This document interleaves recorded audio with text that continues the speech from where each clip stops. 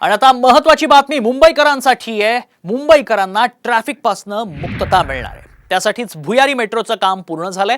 मात्र मेट्रो 3 चा मार्ग कसा असणार आहे, मेट्रो 3 वर किती स्टेशन्स असणार आहेत, त्याचबरोबर या मेट्रो 3 ची वैशिष्ट्ये काय आहेत, या सगळ्या प्रश्नांची उत्तरं या रिपोर्टमधून।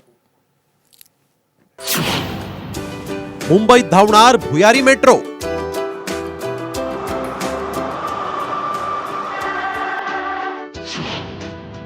चोवीस जुलै पासून भुयारी मेट्रो मुंबईकरांच्या सेवेत।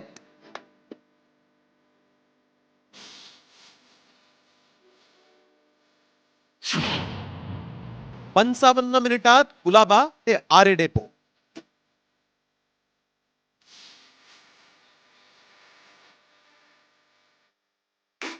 मुंबईचा वेग वाढवणारी आणि प्रवाशांना ट्रॅफिक मधून दिलासा देणारी भूमिगत मेट्रो 3 ही 24 जुलै पासून मुंबईकरांच्या सेवेत दाखल होण्याची शक्यता। त्यामुळे मुंबईकरांचा प्रवास अधिक सुखकर होणार आहे। ही मेट्रो 3 कुलाब्यापासून ते आरे डेपो पर्यंत धावणार आहे। ही मेट्रो 3 पश्चिम उपनगरातल्या प्रमुख ठिकाणांना जोडणार आहे। नेमक्या कोणत्या मार्गाने मेट्रो जाणार आहे तेही पाहू। Cuffe Parade, Vidhan Bhavan, Churchgate, CSMT metro, Girgaon, Mumbai Central metro, Worli, Siddhivinayak, Dadar, Dharavi, BKC, Santacruz, international airport, SEEPZ, Aarey depot.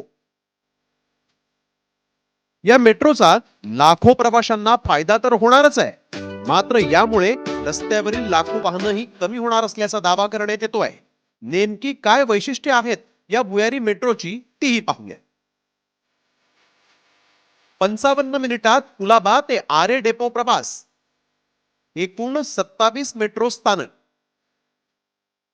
33.5 किलोमीटरचा प्रवास। 17 लाख प्रवासी दररोज प्रवास करू शकतात। सकाळी 6:30 वाजता पहिली मेट्रो, रात्री 11 वाजता शेवटची मेट्रो। सीएसएमटी ते चर्चगेट महत्वाच्या रेल्वे स्टेशन्सना जोडणार।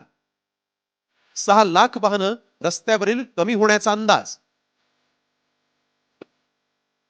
राज्याचे माजी मुख्यमंत्री पृथ्वीराज चव्हाण यांनी भूमिपूजन केलेली मेट्रो 3 अनेकदा वादात सापडली होती।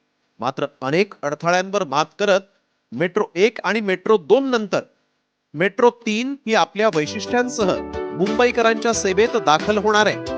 24 जुलै पासून ही भुयारी मेट्रो सुरू होणार असल्याची पोस्ट भाजपचे राष्ट्रीय महासचिव विनोद तावडे यांनी केली होती। मात्र काही वेळातच त्यांनी ही पोस्ट डिलीट केली। त्यामुळे आता ही भुयारी मेट्रो 24 जुलैला धावणार की नाही याबाबत संभ्रम निर्माण झाला। ब्युरो रिपोर्ट, साम टीव्ही न्यूज, मुंबई।